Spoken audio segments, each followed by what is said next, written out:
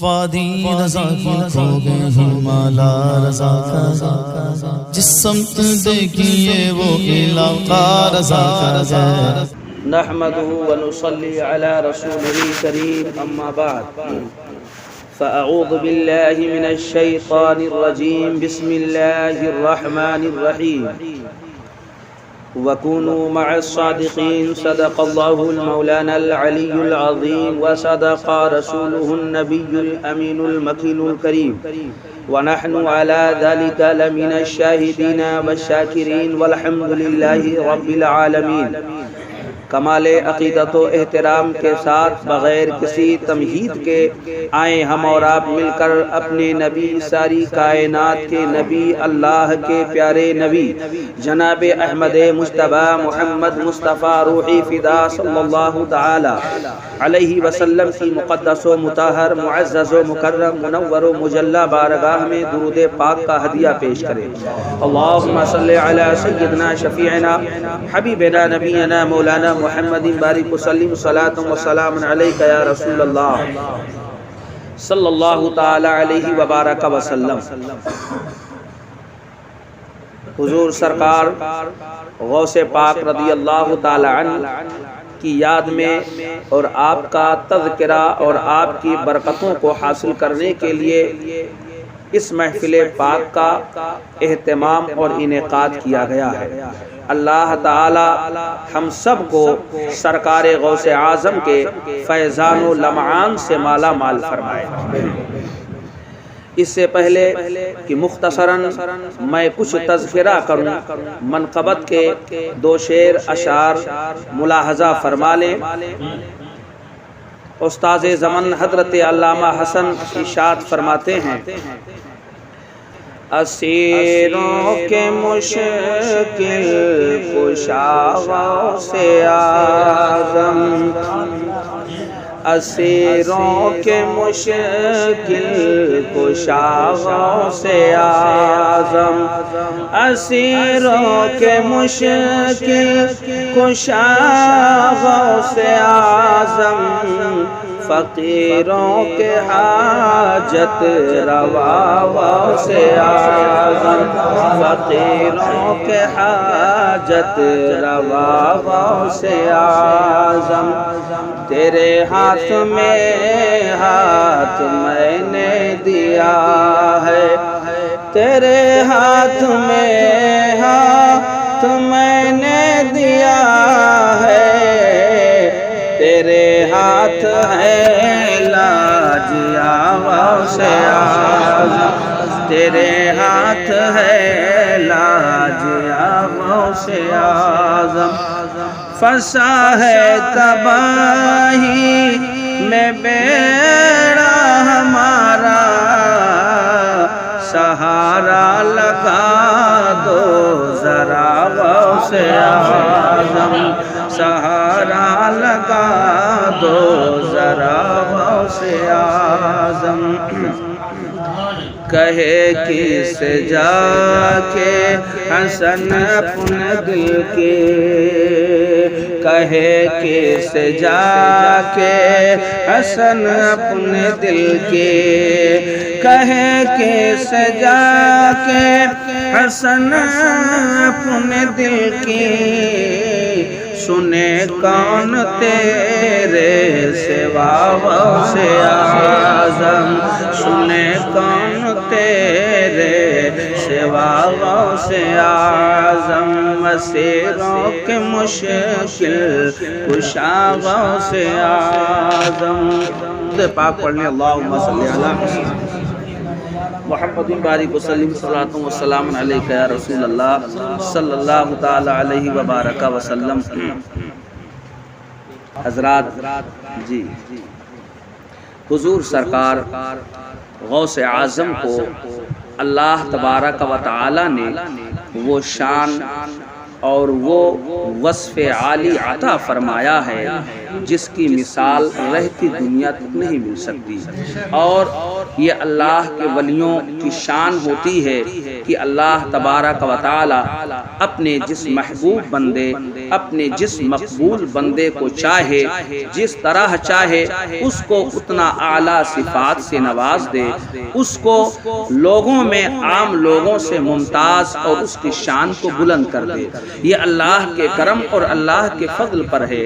اللہ نے سرکار غوث اعظم کا رتبہ، سرکار غوث اعظم کا درجہ، سرکار غوث اعظم کا مقام و مرتبہ بہت بلند فرمایا ہے۔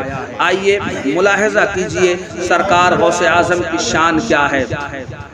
آپ نے جہاں بہت سارے لوگوں کے بگڑے ہوئے مقدر کو سوار دیا، وہیں آپ کو اللہ نے اتنی طاقت و قوت اور اتنی قدرت سے مالا مال کیا تھا کہ اگر آپ مردے کو ٹھوکر مار دیں تو وہ بھی زندہ ہو جائے، اور اگر مردہ پرندہ ہو، پرندہ مردہ ہو اور اس کی فقط ہڈیاں باقی ہوں، اور غوث اعظم اگر نگاہ ولایت اٹھا دیں تو وہ مرغ بھی زندہ ہو جائے، وہ پرندہ بھی زندہ ہو جائے۔ مثال کے طور پہ ایک بڑھیا واقعہ ہے قلائد الجواہر شریف میں، ایک بڑھیا اپنے ایک بچے کو سرکار غوث اعظم کے بارگاہ میں لا کے پیش کرتی ہے، حضور میں نے اپنے بچے کو آپ کی بارگاہ میں دیا ہے، آپ اسے قبول فرما لیں۔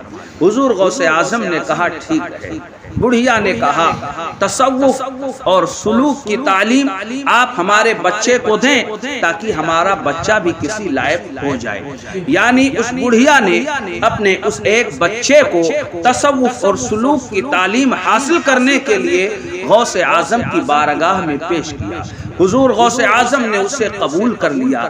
جیسا آج کل مدارس دینیہ ہے، بہت سارے لوگ آتے ہیں اور اپنے بچوں کا مدرسوں میں ایڈمیشن کراتے ہیں اور وہاں پہ رکھتے ہیں، ان کا بچہ قرآن اور حدیث کی تعلیم حاصل کرتا ہے۔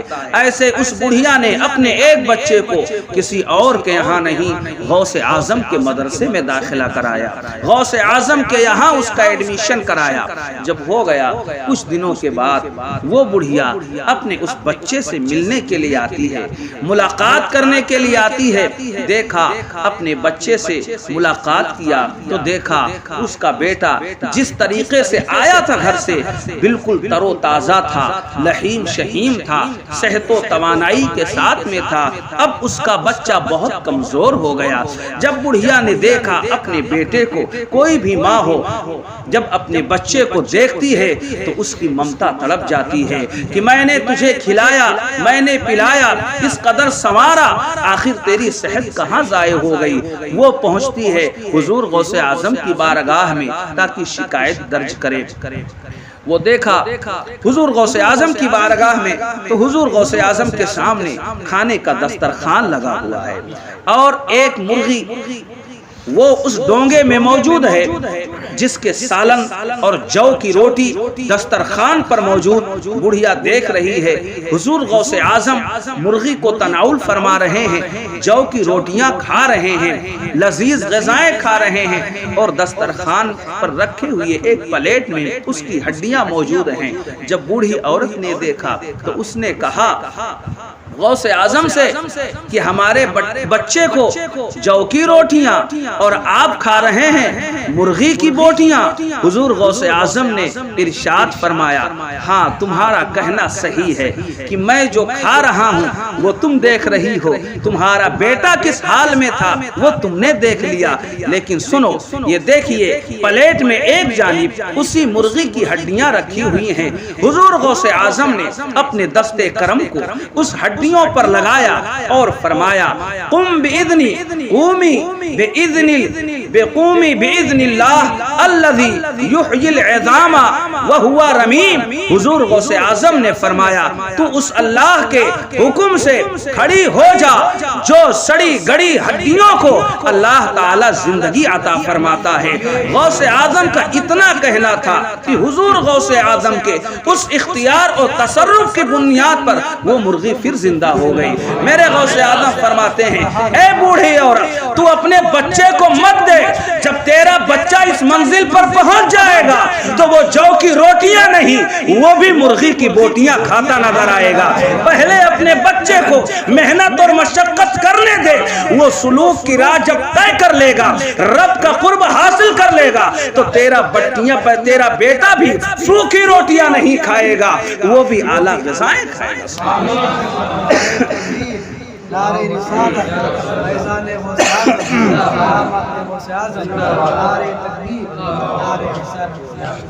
آپ اندازہ لگائیں اس ایک واقعے سے معتبر روایت سے کہ غوث اعظم رضی اللہ تعالی عنہ کی کتنی بڑی شان ہے، سبحان اللہ، کہ مرغی کو ذبح کر دیا گیا، اس کے گوشت کو ہانڈی میں ڈال کر پکا دیا گیا اور اس کی ہڈیوں سے گوشت کو نوچ لیا گیا، فقط ہڈیاں ہی ہڈیاں باقی ہیں۔ پھر بھی اللہ تبارک و تعالیٰ کے کرم اور اس کی عنایت کے صدقے میں غوث اعظم کو اتنی طاقت و قوت اللہ نے بخشی کہ اگر غوث اعظم اتنا فرما دے کہ تو اس رب کے حکم سے زندہ ہو جا جو سڑی اور جو ہے گلی ہڈیوں کو زندہ کرتا ہے۔ قرآن شریف کی آیت ہے الذی یحیی العظام وہی رمیم، کہ رب کی شان وہ ہے جو سلی گڑی ہڈیوں کو زندہ فرما دیتا ہے۔ غوث اعظم کہیں کہ اس رب کے حکم سے تو زندہ ہو جا، تو غوث اعظم کے زبان کی اتنی طاقت ہے کہ اللہ اس کو زندہ فرما دیتا ہے۔ جب بغداد کے تاجدار کی شان یہ ہے تو احمد مختار کی شان کیا ہوگی، مدینے کے تاجدار کی شان کیا ہوگی، نبیوں کے نبی کی شان کیا ہوگی، آمنہ کے لال کی شان کیا ہوگی جب ان کے گدا بھر دیتے ہیں شاہان زمانہ کی جھولی۔ محتاج کا جب یہ عالم ہے، مختار کا عالم کیا ہوگا۔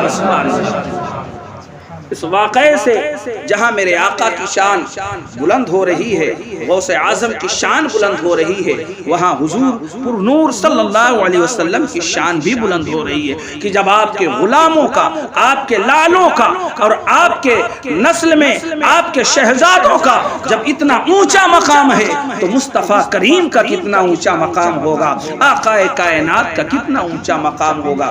حضور غوث اعظم کی ایک شان اور ملاحظہ کیجئے، قصیدہ غوثیہ شریف میں حضور غوث اعظم ارشاد فرماتے ہیں وما منها شہور او دہور تمر وتنقضی الا اتالی۔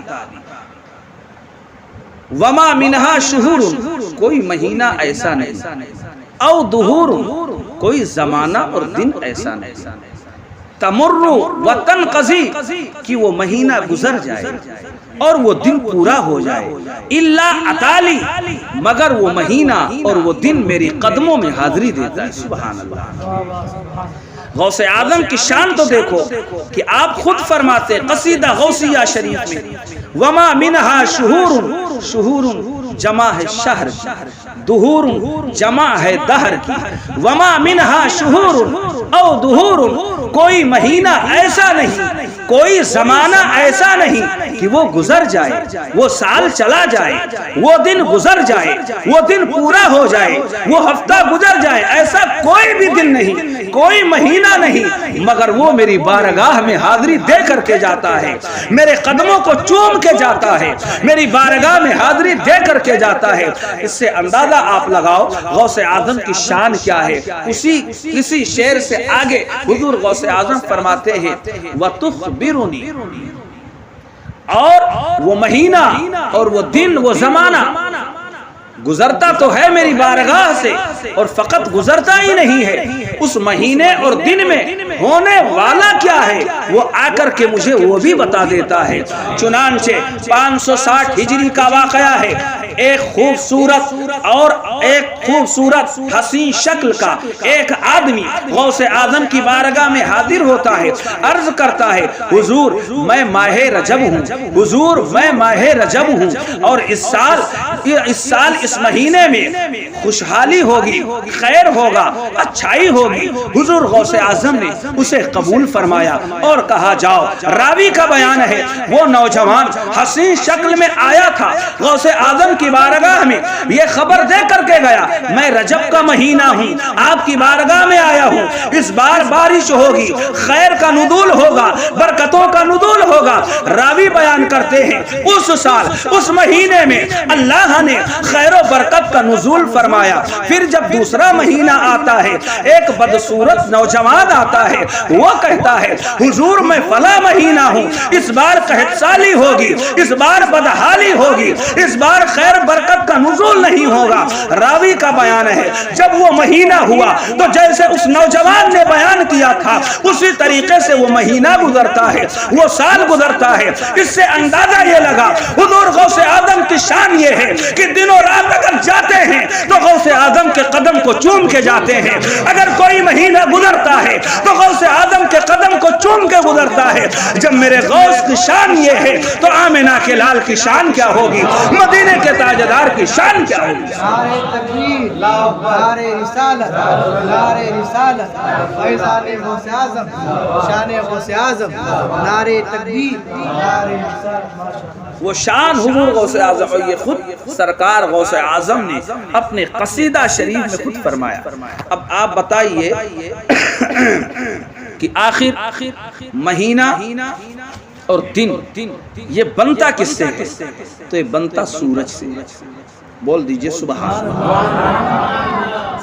چاند اور سورج کے گردش سے اور ان کے آنے اور جانے سے دن بنتے ہیں، مہینہ بنتا ہے، رات ہوتی ہے، دن کا اجالا ہوتا ہے۔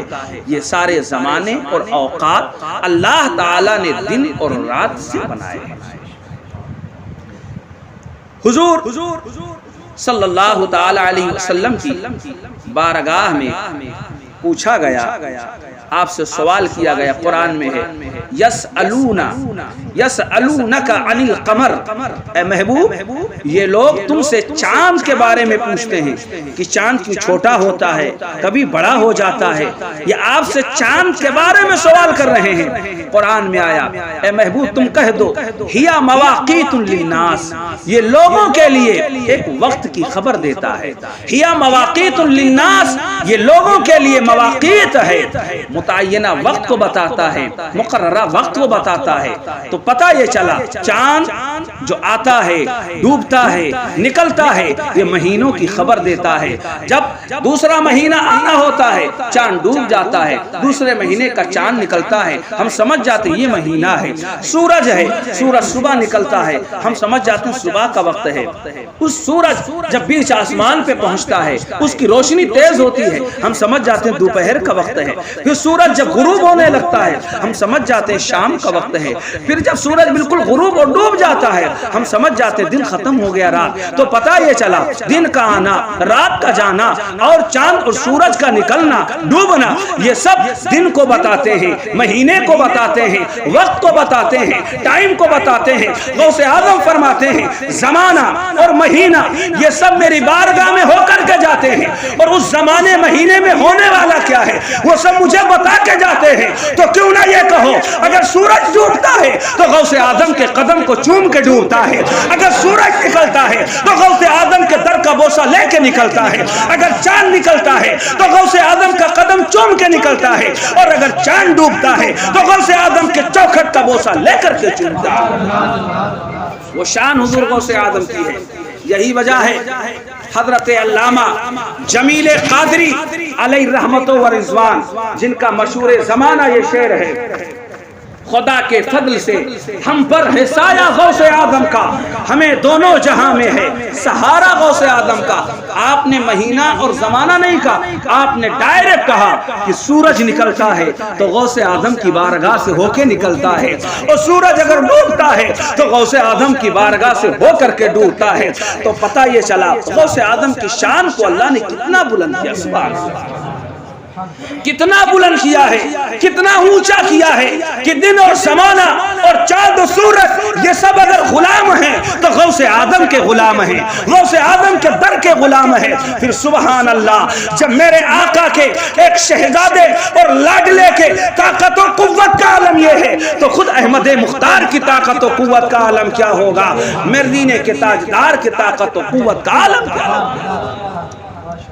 آج لوگ نبی علیہ الصلوۃ والسلام کے طاقت و قوت پر اعتراض کرتے ہیں معاذ اللہ کہ نبی کو یہ خبر نہیں، نبی کو یہ معلوم نہیں۔ وہابیوں نے اپنی کتاب میں لکھا معاذ اللہ جس کا نام محمد یا علی ہے وہ کسی چیز کے مالک و مختار نہیں۔ زور سے کہیے معاذ اللہ۔ کتنا گندا عقیدہ۔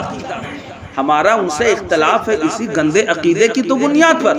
ہمارا مکان نہیں لیا، دکان نہیں لیا، زمین کچھ بھی نہیں، صرف اس لیے کہ انہوں نے نبی کی توہین کی ہے۔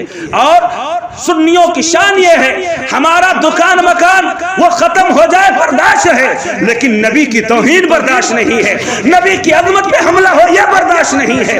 ہماری شان تو یہ ہے سبحان اللہ کہ جان جائے تو جائے لیکن نبی کی عظمت پہ حملہ نہیں ہونے دیں گے۔ یہ شان غلاموں کی ہے نبی کے سبحان اللہ۔ انہوں نے لکھ دیا، حالانکہ آپ نے ابھی سنا غوث اعظم فرماتے ہیں کہ میرا اختیار یہ ہے اگر میں حکم کر دوں تو مردہ زندہ ہو جائے اور چاند اور سورج مہینہ زمانہ میری بارگاہ میں آتا ہے، تو جس نبی کے شہزادے کی طاقت و قوت اور اختیار کا عالم یہ ہے تو کیا میرے نبی مختار کائنات نہیں ہوں گے؟